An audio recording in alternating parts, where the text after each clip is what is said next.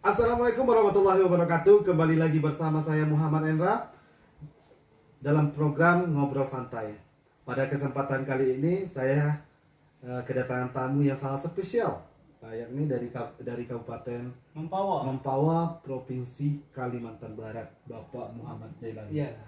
Ya, sekilas saya akan menyampaikan profil beliau. Beliau adalah salah satu perwakilan dari Kabupaten Mempawah, Provinsi Kalimantan Barat untuk mengikuti pengkaderan SKPP Nasional 2020 di Kabupaten Bogor pada tanggal 16 sampai dengan 30 November 2020.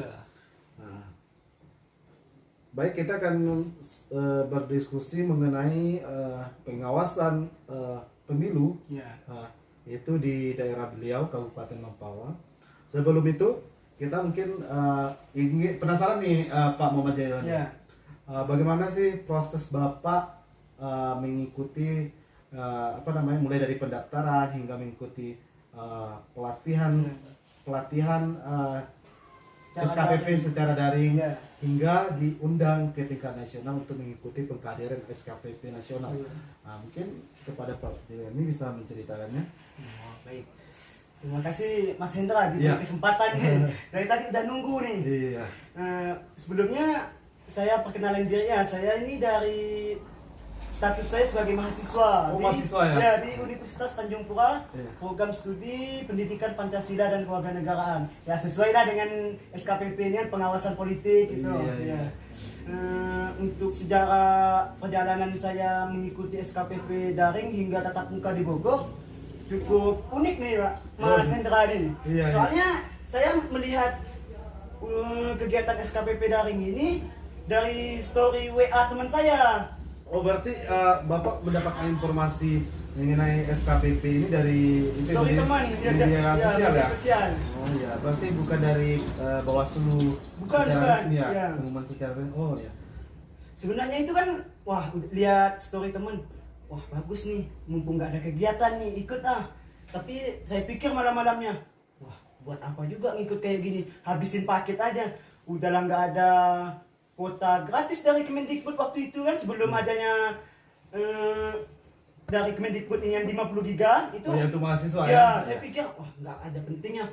Tapi di tengah malam itu saya berpikir, mumpung kosong, ikut nih ya. Saya ikut nih, daftar nih Mas Hendra kan. Kemudian kegiatannya itu kurang lebih selama 2 minggu. Kegiatannya online ya? Nggak lepas lihat laptop terus itu. Waduh, di tengah jalan tuh, rugi nih ngikut SKPP daring, nggak ada ganti ruginya. Ternyata di akhir-akhir itu ada ganti rugi, pulsa. Saya kira pulsanya banyak nih, 50.000, ternyata cuma 25. Tapi jadilah kan, daripada tidak sama sekali diberikan ya. Selanjutnya itu selama sekolah SKPP daring itu kan dinilai nih, disuruh mengisi jawaban-jawaban ya. Saya kan mahasiswa, jadi saya harus serius lah mengisi ini kan. Saya isi.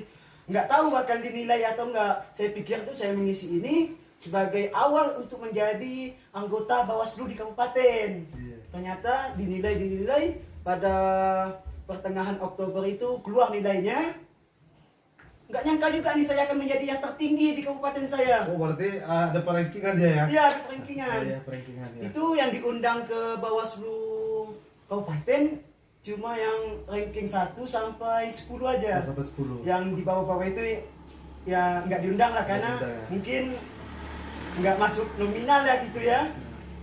Kemudian selama ini kan udah ngambil sertifikat, udah apa, ada modal nih untuk masuk Bawaslu. Saya pikir kan, ternyata kok nggak ada info-info selanjutnya nih, kira rugi nih, udah saya lupain kan. Di waktu saya KKN itu ada telepon dari komisioner Bawaslu kabupaten. Kabupaten ya? Iya. Telepon ini, Assalamualaikum Mas Jail, bisa berangkat ke Bogor? Saya pikir kegiatan apa nih ke Bogor? Untuk mengikuti kegiatan SKPP tatap muka yang diadakan oleh Bawaslu RI. Masalah biaya nih bagaimana nih Pak? Saya kalau nggak dibiayain nggak bakal berangkat ya. Namanya juga mahasiswa kan, untuk makan aja susah. Saya tanya kan, kalau untuk biaya semua ditanggung oleh Bawaslu RI.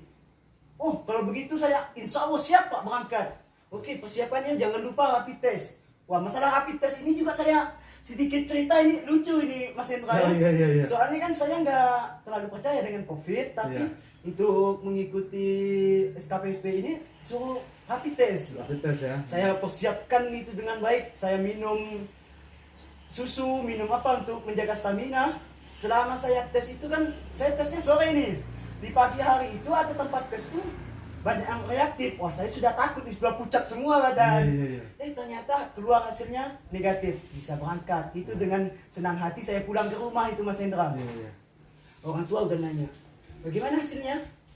Saya pertama nggak jawab, karena untuk kejutan kan. Iya. Udah malam itu saya jawab negatif. Wah, senang orang tua saya kan. Kemudian selama perjalanan ke Kabupaten Bogor itu, saya juga pertama kali naik pesawat ini Mas Hendra. Pertama kali naik pesawat itu Iya. ya Ini gara-gara pengalaman ya. Iya. gara-gara SKPP ini. Jadi Iya. saya sangat bersyukur adanya kegiatan seperti ini. Iya. Kemudian selama 2 minggu kita diberikan materi, kita dididik oleh para pemateri-pemateri hebat yang diundang oleh Bawaslu RI dengan fasilitator yang sangat hebat juga. Ada Mas Edi, Mas Beni, Mbak Ika, ada Mbak Nuni juga. Itu sebuah keberuntungan bagi saya ya, mengikuti kegiatan ini yang dihadiri oleh pemateri hebat, pembawa acara yang hebat gitu. Ya, selama ini banyak sih yang saya dapat nih Mas Hendra. Bagaimana saya mengetahui money politik itu yang dimainkan secara mendalam oleh partai politik.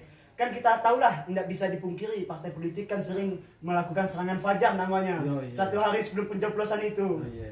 Saya dulu sebelum mengikuti kegiatan ini sering juga dapat serangan fajar itu. Uangnya diterima? Ya diterima lah, meskipun yang memberi tidak tahu kan apa yang saya coblos kan. Kalau jujur sih saya coblos-coblos saja semua yang beri uang. Iya. Kalau dijawab, ya saya udah coblos. Yang penting kan udah mencoblos, walaupun suaranya nggak sah. Iya. Mungkin itu aja sih ceritanya. Oh iya. Itu ya apa namanya pengalaman terkait baik itu suka duka ya. Iya, suka dukanya. Yang jelas intinya itu proses dalam rekrutmen kader SKPP itu Iya. tidak mudah. Jadi kawan-kawan yang akan mengikuti pengkaderan di tahun berikutnya silakan perbanyak belajar. Iya. Dan saudara-saudara harus selalu mengupdate informasi Iya, berkaitan tentang informasi. peraturan. Yang namanya peraturan kepemiluan ya, kepemiluan itu setiap saat berubah. Iya, setiap saat berubah. Iya, jadi itu harus update.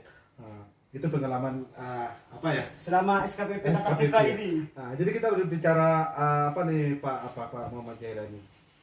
Kira-kira dari apa sih beda dari maksudnya itu pengalaman yang terkesan di SKPP daring sama SKPP tatap muka?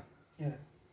Kalau SKPP daring ini kan kita hanya menonton YouTube saja nih. Iya. Materinya ya materi yang biasa ada di Google, nggak sedalam apa yang saya lakukan atau saya ikuti selama SKPP tatap muka di Bogor ini. Ya bedanya sangat jauh lah. Kalau SKPP daring ini hanya pemantik awal aja, tapi yang untuk pendalaman itu ada di tatap muka SKPP tatap muka di Bogor ini. Berarti pematerinya memang yang hadir itu dari akademisi, Ya, akademisi, ahli hukum juga ahli yang hukum. hadir. Ya. Mungkin itu sekilas ya. Ya, sekilasnya. Selanjutnya itu Pak Muhammad Jairani, kira-kira nanti sepulang dari kegiatan SKPP Nasional 2020 ini, Ya. langkah apa yang akan dilakukan nanti ketika sampai di daerahnya agar nanti kawan-kawan yang lain bisa termotivasi nih Pak Jaya. Iya. Nah, kira-kira apa langkah baik itu jangka pendek, menengah maupun jangka panjang? Oh, iya. Kalau untuk langkah awal ya mungkin untuk jangka pendeknya dulu nih ya, Ya. itu saya akan melakukan kerjasama dengan para komunitas-komunitas yang ada, maupun itu himpunan-himpunan mahasiswa akan bekerja sama melakukan MOU gitu ya.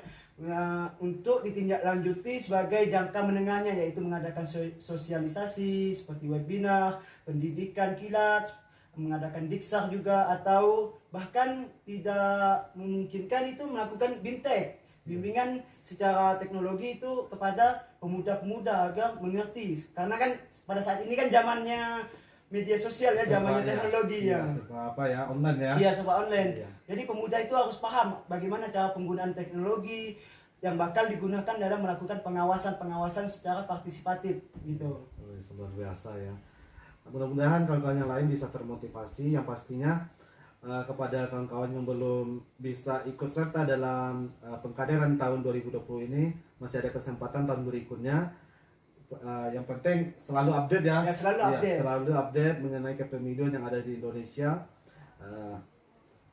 Mungkin itu Pak Jai, terima kasih banyak atas waktunya, dan mudah-mudahan kita semua tercerahkan dari pengalaman perjalanan berkaitan tentang perjuangan Pak Jai selaku kader ya, kader